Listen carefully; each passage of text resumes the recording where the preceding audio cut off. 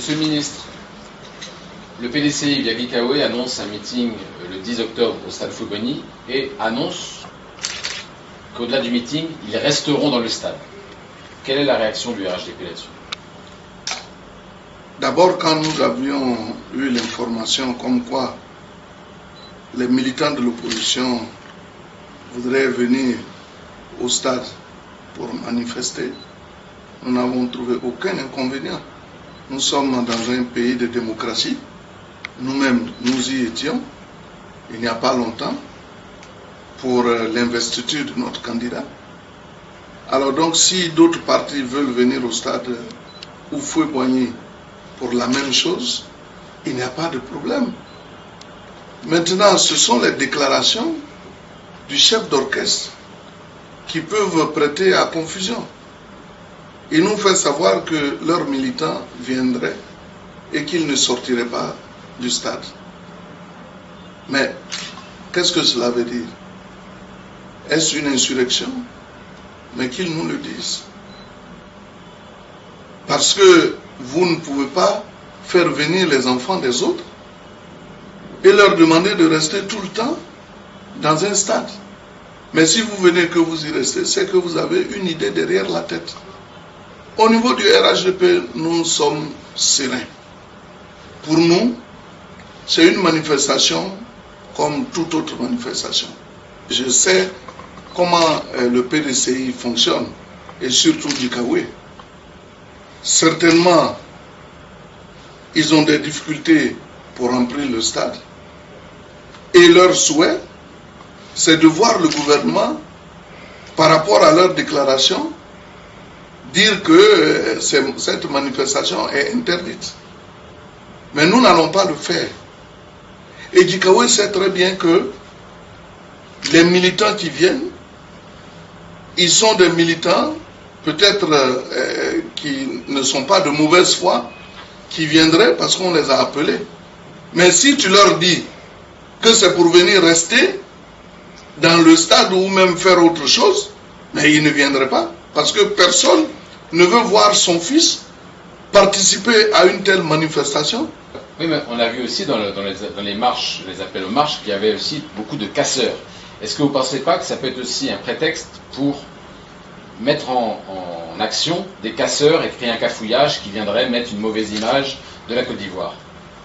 Justement, si leur souci c'est de casser, ils vont faire un cafouillage, filmer et faire croire au monde entier que la Côte d'Ivoire est en train de brûler, alors qu'il n'en est rien. Mais c'est ce qu'il faut éviter, parce qu'ils veulent qu'il y ait des affrontements. Mais nous, le sachant, nous n'allons pas permettre cela. Alors moi, j'interpelle Gikawe de faire beaucoup attention. Parce qu'il sait qu'ils sont minoritaires au niveau de l'opposition et que nous avons la majorité. Jusque-là, nous sommes restés vraiment prudents, nous sommes restés calmes.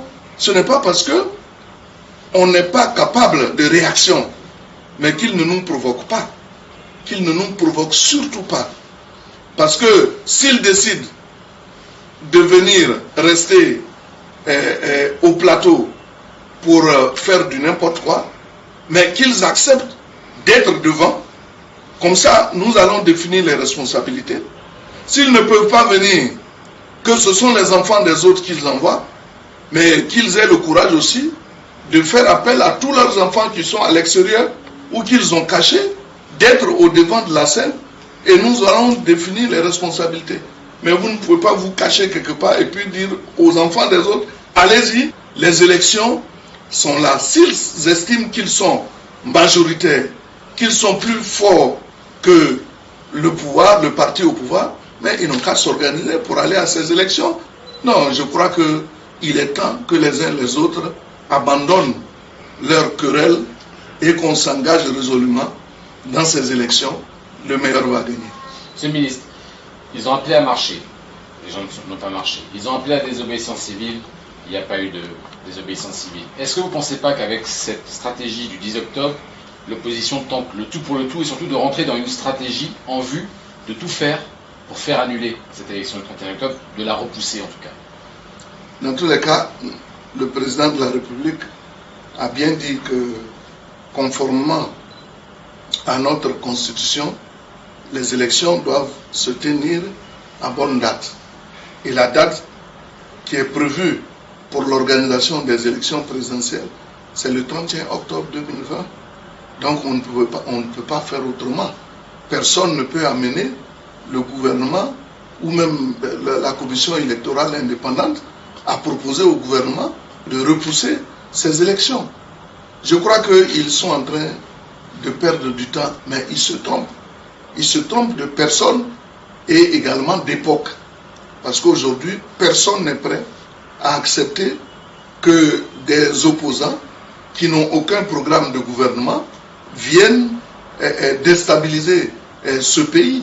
Et aujourd'hui, il y a le calme partout. Quand vous prenez les voies, il y a des embouteillages partout.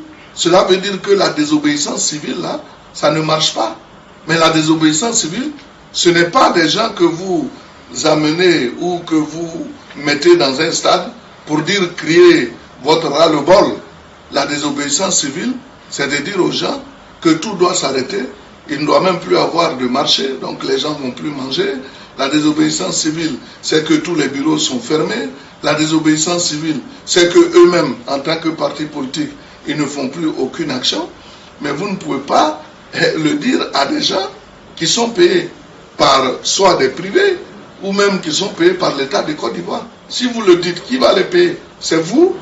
Donc cette désobéissance civile-là, je crois qu'elle est restée sans suite. Et parce que les personnes qui l'ont lancée sont désormais inaudibles. Et les Ivoiriens ne veulent plus de cela. Les Ivoiriens veulent aller à la paix. Les Ivoiriens sont conscients des efforts que fait le gouvernement pour leur permettre de vivre décemment et pour leur permettre aussi de vaquer à leurs occupations sans crainte quand ils ont fait leur demande. C'est dans la perspective de faire leur manifestation d'un temps à un autre. Ça veut dire qu'ils viennent, il y a un début et une fin. Maintenant, s'ils viennent, qu'ils décident de rester, alors ce serait une prison à ciel ouvert. Pourquoi une prison à ciel ouvert? Vous avez demandé de venir manifester au stade Félix Houphouët-Boigny. L'État de Côte d'Ivoire vous autorise à le faire, comme il le fait pour bien d'autres partis. Mais si vous venez, que vous allez au-delà du temps qui vous est imparti, cela veut dire que vous êtes hors la loi. Et quand on est hors la loi, on doit donc être prêt à subir les conséquences de son acte. Donc aujourd'hui, nous sommes sereins.